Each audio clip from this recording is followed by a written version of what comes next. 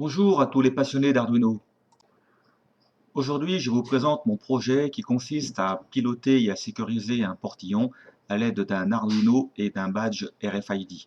Et pas n'importe quel badge RFID, puisque mon objectif était d'utiliser un badge RFID de marque Diagral, le fameux constructeur d'alarmes.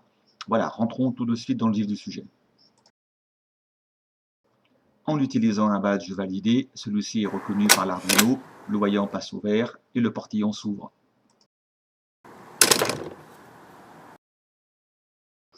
Si j'utilise un badge qui n'a pas été validé, l'Arduino s'en rend compte immédiatement, le voyant rouge s'allume et le portillon ne s'ouvre pas. Je vous propose de rentrer un peu plus dans les détails. Un voyant bleu qui clignote lentement indique que le système est opérationnel et que celui-ci est en attente de lecture d'un badge.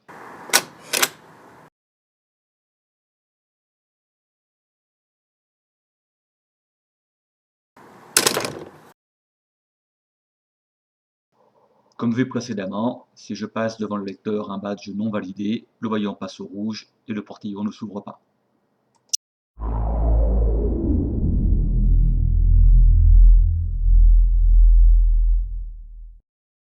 Pour ajouter un nouveau badge, il suffit d'utiliser une carte ou un badge superviseur qui a été programmé spécialement pour cet effet. En passant le badge superviseur devant le lecteur, celui-ci va être reconnu par l'Arduino et le voyant orange va s'allumer. Le voyant bleu va alors se mettre à clignoter très rapidement pour indiquer que l'Arduino est en attente du nouveau badge à ajouter. Une fois le nouveau badge présenté, le voyant vert s'allume pour indiquer que celui-ci a été correctement lu. Puis le voyant orange s'allume pour indiquer que le traitement est en cours, tandis que le voyant vert va clignoter pour indiquer le nombre de badges mémorisés. À la fin du traitement, le voyant bleu se remet à clignoter lentement pour indiquer que le lecteur est opérationnel.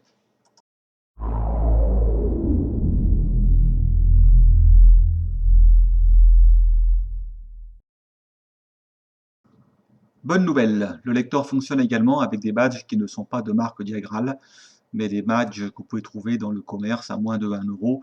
La seule condition est que les badges soient d'une fréquence de 125 kHz. Pour ajouter le badge, la procédure est identique à celle que nous venons de voir.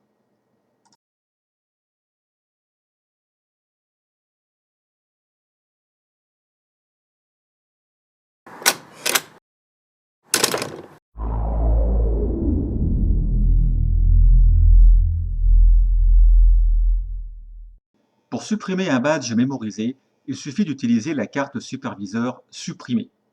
Passez le badge supprimé devant le lecteur. Le voyant orange s'allume pour indiquer que l'Arduino a reconnu le badge supprimé.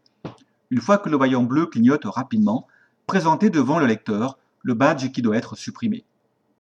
L'Arduino indiquera alors le nombre de badges restants en mémoire, puis le voyant vert sera allumé pour indiquer que l'opération s'est bien passée.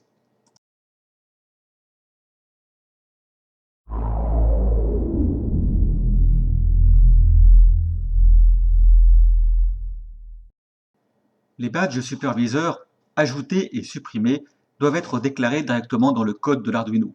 Mais il existe une autre méthode qui permet également d'ajouter et supprimer des badges sans utiliser les badges superviseurs.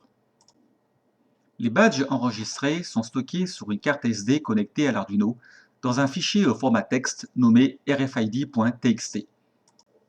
Il suffit alors tout simplement d'éditer le fichier rfid.txt avec un éditeur de texte. Le fichier RFID est composé de deux zones importantes. La première, celle de gauche, correspond à une zone de texte libre vous permettant d'indiquer à qui appartient le badge. Cette première partie est limitée à 99 caractères. La deuxième partie correspond au codage du badge. Elle commence et se termine obligatoirement par un slash. À l'intérieur de ces deux slashes, on trouve les 14 chiffres correspondant au codage du badge, séparés par une virgule. Vous pouvez au maximum enregistrer 10 badges. Pensez bien enregistrer le fichier au format TXT et à le sauvegarder sur la carte SD. Pour connaître le numéro d'un badge que vous souhaitez enregistrer, connectez votre Arduino au port USB de votre ordinateur et lancez le moniteur via l'interface série. Lorsque vous allez passer un badge devant le lecteur, son numéro s'affichera dans la fenêtre.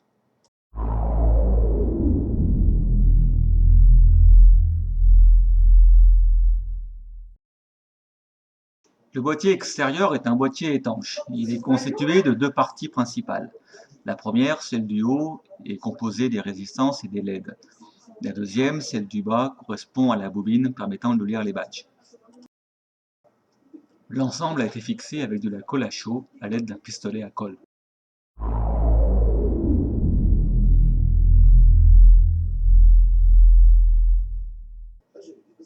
Côté intérieur du portillon, nous avons la serrure électrique et le boîtier contenant l'Arduino. Dans le boîtier, nous avons un Arduino Mega, mais également un relais permettant de piloter la serrure électrique, un lecteur de carte SD, ainsi que le module permettant de lire les badges RFID. L'alimentation utilisée est un petit transformateur de 9 volts sous 1 ampère, servant à alimenter l'Arduino et la serrure électrique, puisque l'électroaimant de la serrure électrique peut supporter une tension entre 9 et 12 volts et consomme 800 mA.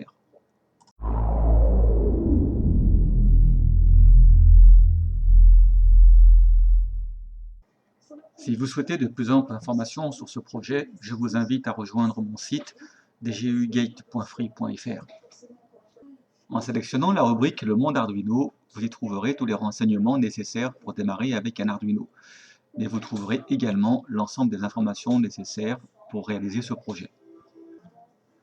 Par exemple, vous pourrez y trouver l'ensemble des composants nécessaires pour cette réalisation, mais également le plan détaillé de câblage, ainsi que le détail complet du logiciel commenté ligne par ligne. L'ensemble de ces informations, schéma de câblage et logiciel, pourront également être téléchargés.